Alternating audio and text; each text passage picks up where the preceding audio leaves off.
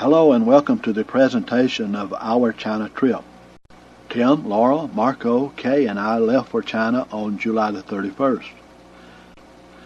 The 12-hour flight from Los Angeles to Beijing carried us over the tip of Alaska and part of Russia. Laura was very happy when we arrived at the Beijing airport. She would see her father and friends within a few days. Marco was excited too. Our hotel at Beijing was nice. Our room cost only 290 yuan per night. The room price also included buffet breakfasts. The basic monetary unit of China is the yuan. 1 yuan is about 12.5 cents. So 290 yuans equals about $36. This fountain was near our hotel. Tim points so Marco will look toward the camera. Marco points because Tim points. The bicycle is a major means of transportation in China. Also, the taxi, bus, and train are major sources of transportation. Only the elite have automobiles. The weather in Beijing was hot and humid, and the air pollution was high when we arrived on August the 1st. We stayed in Beijing for 3 days until we could get train tickets to Daqing. We visited this Buddhist temple. It is mainly a tourist attraction, but there were some Buddha worshippers there, burning incense and praying to a Buddha statue. We noticed that Chinese soldiers were posted at various places in the cities that we visited and the small communities that we passed by train. We would sometimes see a group of 4 or 5 soldiers with weapons patrolling the markets. Though on occasion when Laura asked them for directions, they were courteous and willing to help. Laura advised that I could take this photo if the subject was to be her and Kay, and the soldier just happened to be in the background.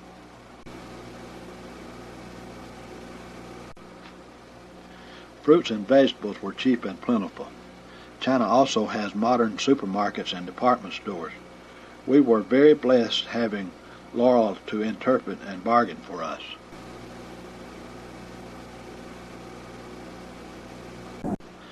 The Western influence is evident with McDonald's, KFC, and other American fast foods.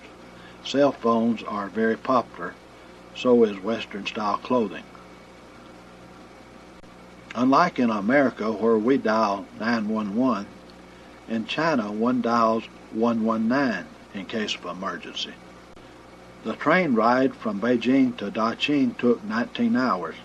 The price for the ticket on the sleeper car was equivalent to about $30.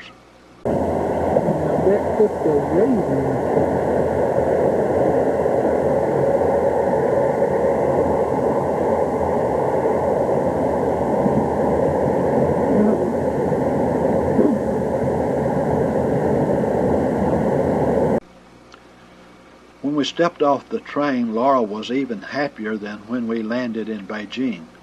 She had been gone for 2.5 years. She waved to her father and friends waiting at the passenger exit gate. Mr. Li, Li Jianjun, Li Jianyang, and Mr. Yin met us at the train station. Mr. Li is Laura's father. Li Jianjun is a former student of Mr. Li's. Mr. Yin is Mr. Li's friend. Li is a common surname in China. None of the above is related to the others. In China, the surname is given first. Laura's name is Li Weihong. Laura's reunion at the train station was very joyous. We were happy for her too. Mr. Li presented Kay with these flowers. When I made this picture of Mr. Li and showed it to him on a small TV screen, he said, "New century." He was glad that he had his teeth in. Mr. Li is 80 and in good health. He exercises every morning and drinks a small glass of his traditional Chinese herb medicine, or medicine as he says it.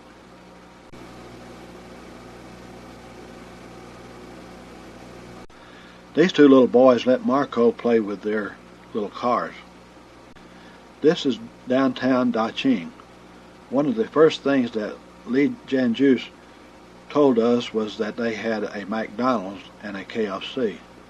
You can see KFC in the background here. An employee of KFC informed me through Laura that I could not take photographs after I snapped this one. Marco, like his namesake Marco Polo, who traveled to China centuries ago, explored it all. The employees of this noodle restaurant get a pep talk before starting their shift. This is a Daqing post office.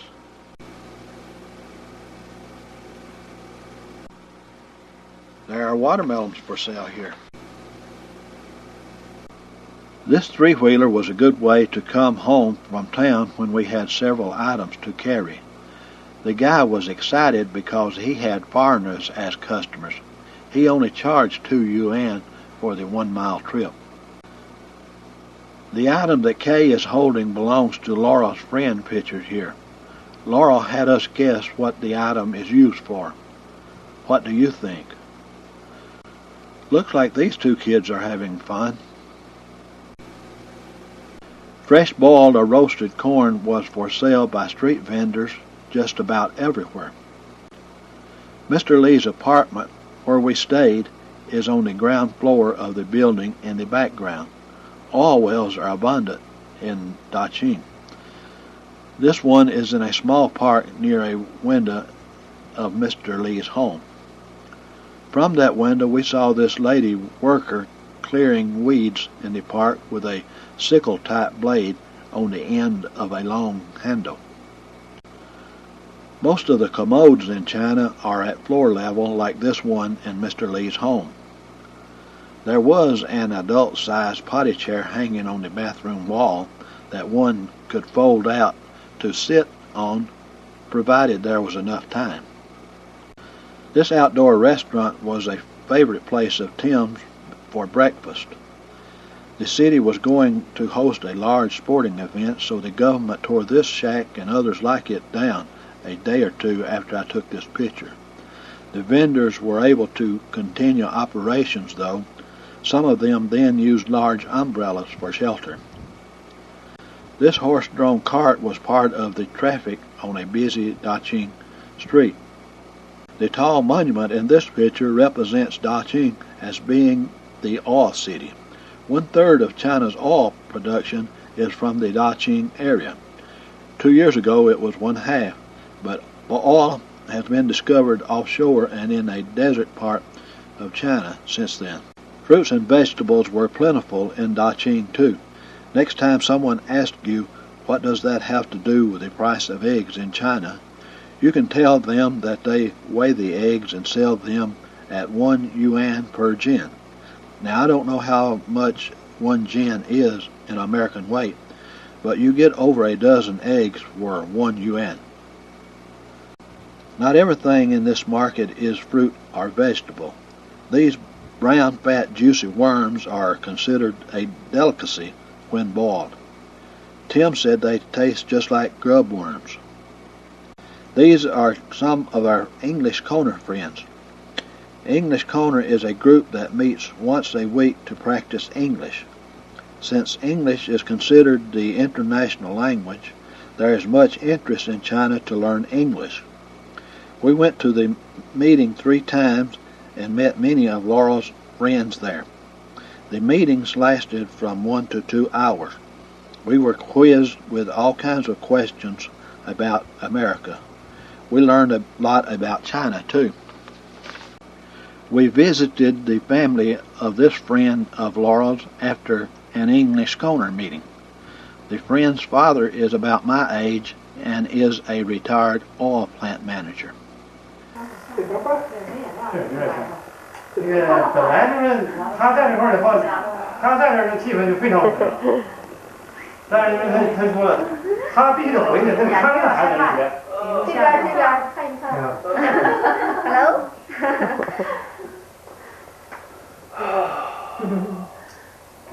他这是什么名？这微信。不知道。啊，不是，他们帮你。Karaoke is popular in China. Laura and her father entertained us as the restaurant staff prepared our food. Kay and I joined in with Kay singing Amazing Grace. I sang them Old Cotton Fields Back Home. Kay did well, but I will spare you from my singing.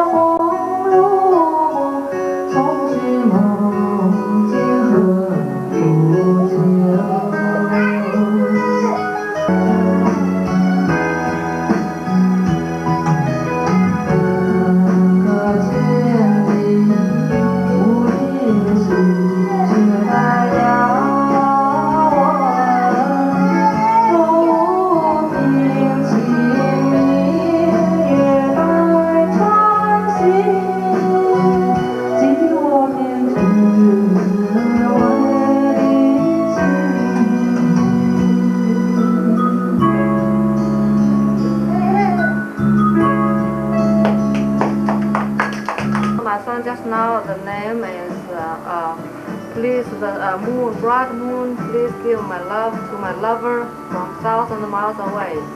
And the meaning is nighttime is outside is so quiet and dark. I sit beside the table watching the candle, and in my heart I just waiting for my lover. And I wish the moon and the stars please give my love, give my greeting to my lover from 1,000 miles away. Tell him I missed him so much. 低了小头，夫人你难罢休，真罢休，又好比壶醉酒，一不该养儿无心把婚姻来，再不该你当主家把前程来。 三不该不走法路来找韭菜，如今是民意惩罚难更改，不如成其好事，一切都应该。 This is a Chinese ancient song. It's a lover song. A waitress work in a rich family, but the parents don't want the daughter to marry. That the general helped the family. But later, after the one, they said, no, we didn't promise, so they don't want the daughter married. The waitress said, lady, you did wrong. You should let the daughter marry him. They love each other so much, and I know them. I helped them together already now. Otherwise, we just lose faith. Better let them go.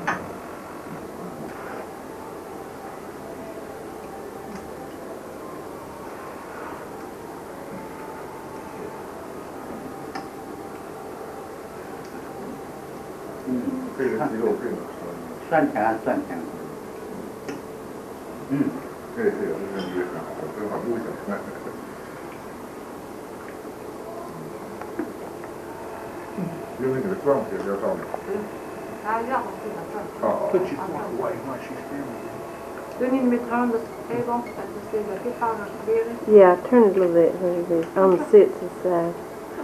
Yeah. Daddy picked up his chopsticks when we started. Oh, two pickups. Use one, the other one.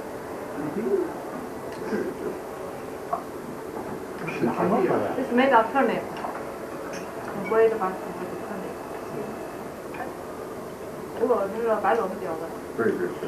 This is Li Jianju, his 12-year-old daughter, and his wife. There is no way we could ever repay Li Jianju for all the things he did for us. That statement also holds true for Mr. Li, Li Jianyang, and many others that we met. We often hear it said that it is better to give than to receive. I am here to tell you that the Chinese people that we met practice that. They simply would not let us repay them for the expense that they were out on us. When they invited us to a meal at a restaurant or to visit in their home, they paid the tab or taxi fare before we even knew it. Li Jianjuice and his wife demonstrated to us how to make bajia, or dumplings. They prepared a very good Chinese meal consisting of the dumplings, chicken, and bitter melon. In China, the chicken is cooked with the head still attached. They do this for identification. You know that it is chicken, not duck. Bitter melon is what the name implies, bitter. Bitter melon is supposed to be good for high blood pressure. After the meal with Li Jianjuice and his family, we visited a large park. Here are some pictures. We made the crowns from willow branches. Mr. Li went right up the hill with us.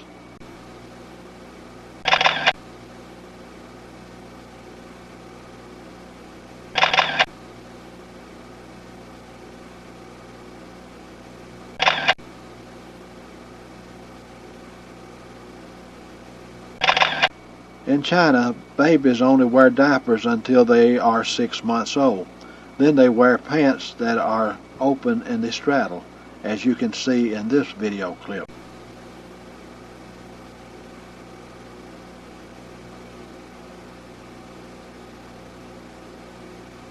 Here are some images from downtown Daqing.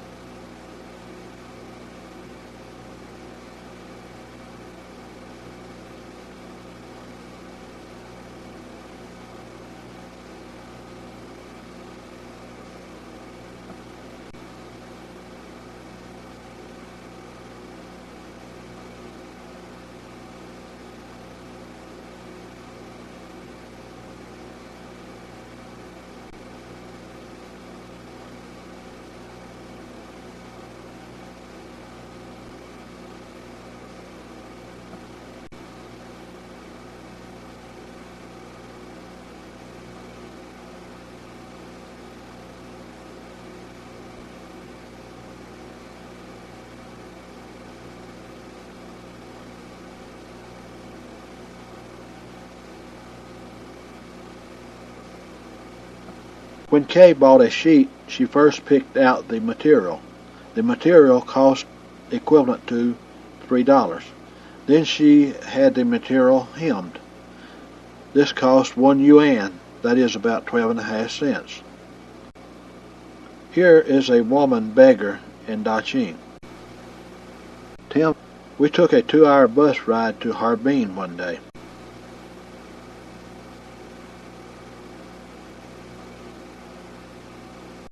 Shoe shine, anyone?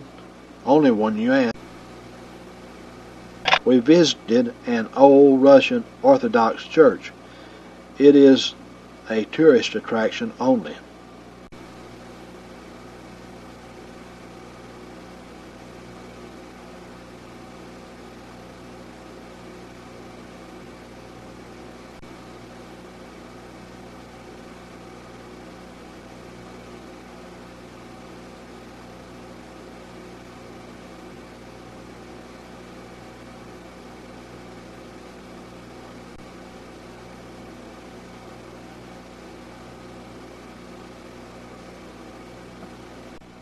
Marco thought, I sure would love to catch one of those birds.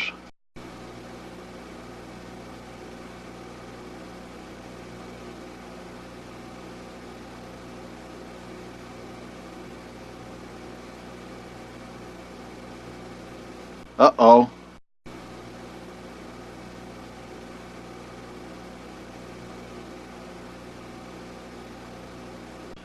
Maybe it's the shirt scaring them off.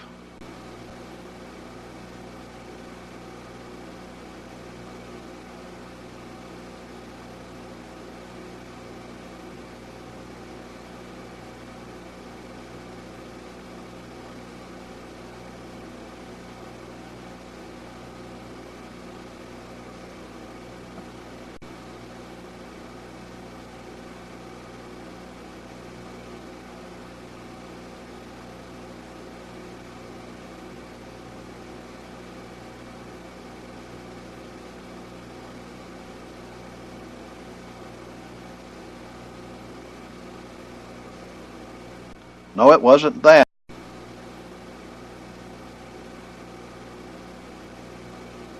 Oh well. Did you know that they have an Uncle Charlie's in China? Well, not exactly, but we did go to this large flea market to find a baby bed for Marco. While Laura bargained for a baby bed, we waited at another location. We soon had a curious crowd gathered around us. They don't see many foreigners in Daqing. This is our laundryman. He did our laundry for 1 yuan per piece. That included washing, drying outside on a clothesline, and ironing with a steam iron. He would not do socks or underwear. He did do my boxer shorts, though. I think he thought they were short pants. We visited an amusement park. In this picture from left to right is Mr. Yen, Li Jianju's, Mr. Lee, Laura, Kay, Tim, Marco, yours truly, and Li Jianyang. This group did a traditional Chinese dance just for us.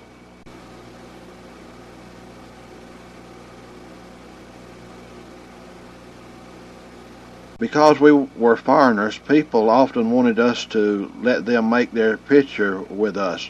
Sometimes they would want us to hold their children for a photo.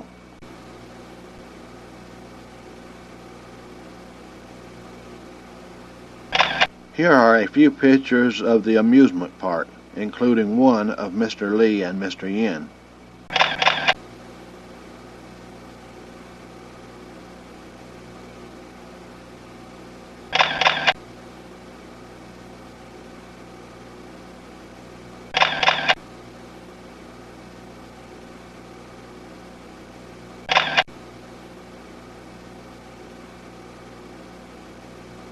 Li Jianyang invited us to his home near the edge of Daqing. We met Li Jianyang's family, and they had prepared a nice meal for us. Here is his mother, sister, and father. Laura translated for us how the chicken was prepared in the watermelon hull. This is a watermelon shell. A watermelon was emptied, and the chicken was raw before cooked. Put the raw chicken in the boiling water, boil about 2 and 3 minutes, and then take out the chicken, drain the water, and then put the sauce on it, and wait for 2 to 3 minutes after put the sauce on it. Make the flavor go inside. Then put it inside the chicken inside the watermelon shell, and cover it. And then put this bowl under the watermelon like a basic, not a bomb. And then put on the water. The water will be high like this, and boil it and like a steam. 1.5 hours inside. There's some liquid now. The juice inside. That's come out from the water. I know you could just set that whole thing down in the water. You wouldn't have to have another steamer like yours. No, just set that whole thing in the water. Yeah, set the whole thing. Okay. But this water, he put it like this hot water. When it's cold water, or the start, it's this level. When it's steam boil, maybe the water yeah, the water will be lower, less than steam.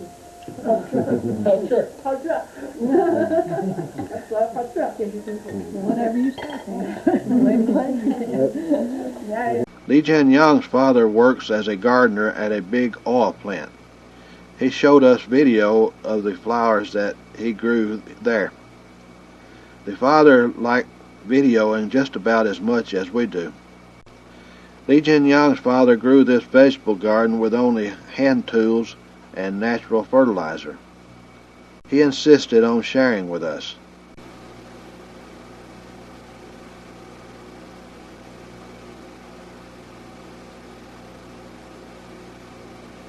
Here are some flowers like the ones he grows at the oil plant.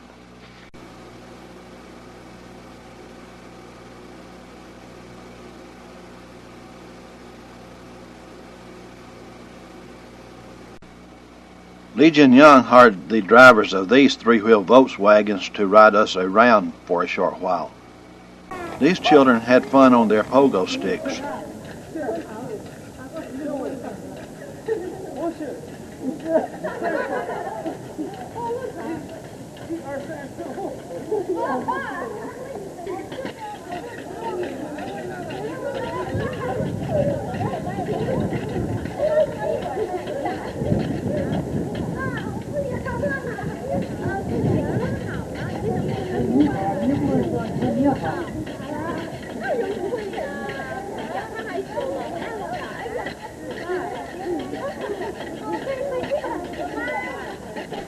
Mr. Lee even joined in.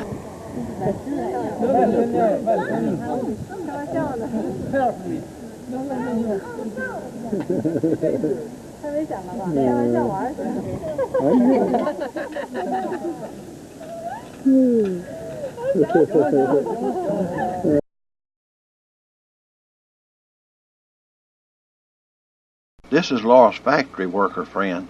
She is an accountant.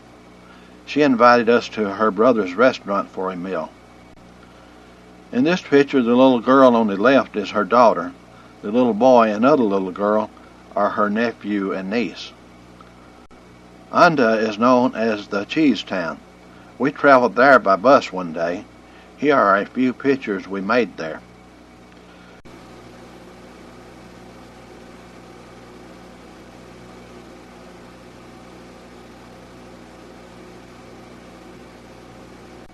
We visited several of Laura's friends. We were always offered food. Usually Marco accepted their hospitality. Having a plum in each hand didn't faze him here.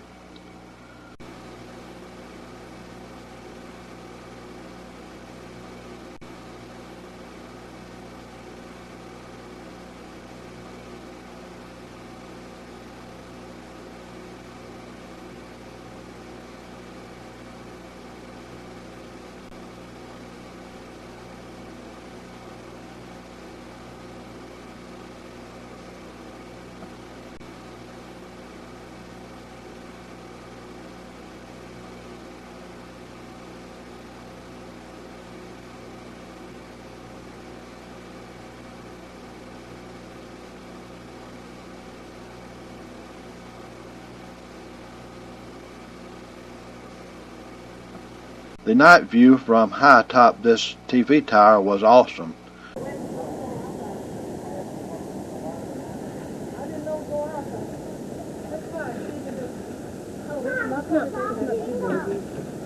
We could see the sports arena below. Tim fashioned a paper airplane and threw it off. Where it landed, who knows?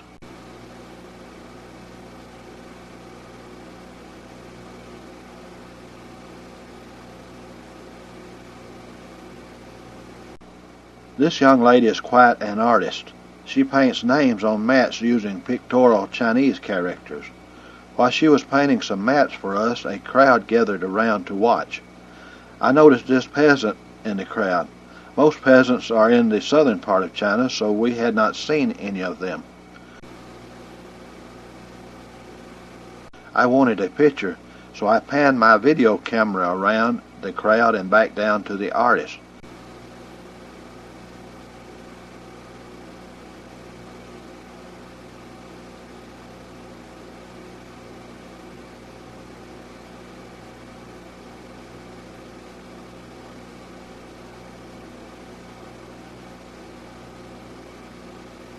I wasn't sure that I got a good shot of him, so I panned around again.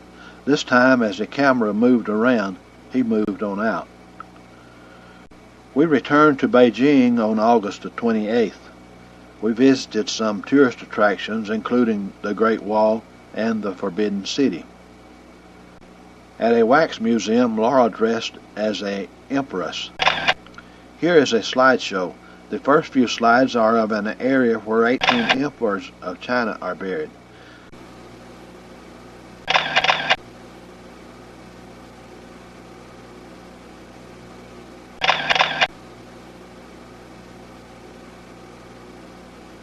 A large statue is of the second emperor of the Qin dynasty.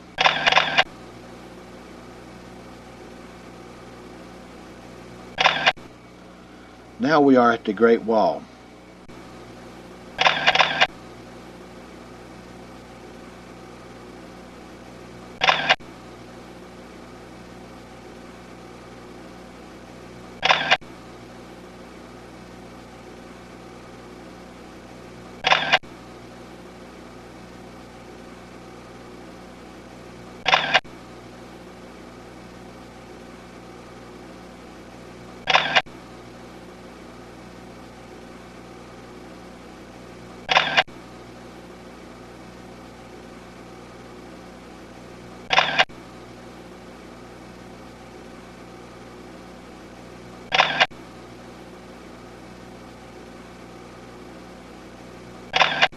This is Tiananmen Square.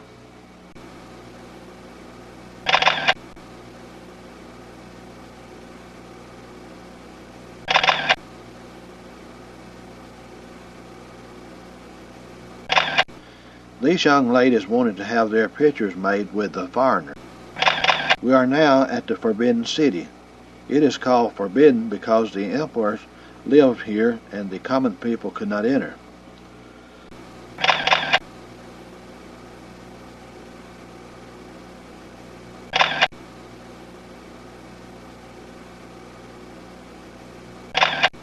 Some suggest that I titled this picture Three Pots. I don't know why.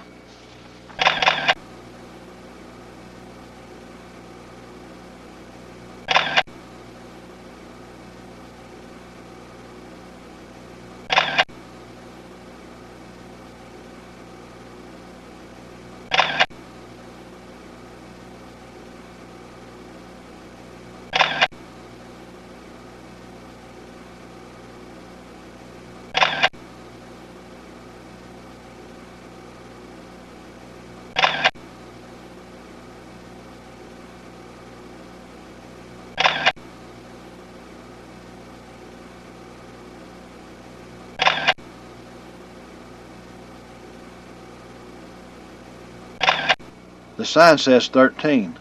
Kay's lucky number is 13 since her birthday is April the 13th.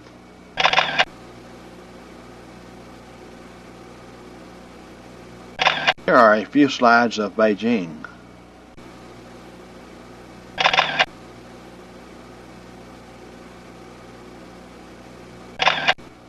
Laura points so Marco will look toward the camera. Marco points because Laura points. Starbuck was sued in the U.S.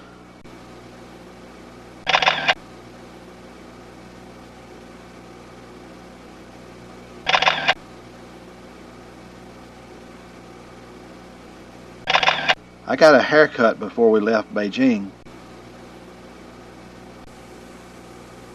Tim wanted her to dye my hair an odd color.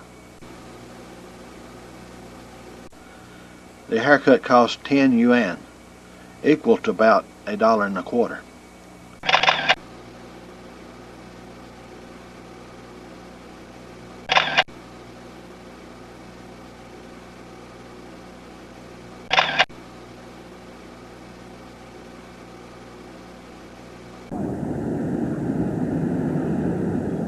That'd be a UFO. Zoom in on it. Yeah, I think that is a UFO. Yeah, that's a UFO, Sean.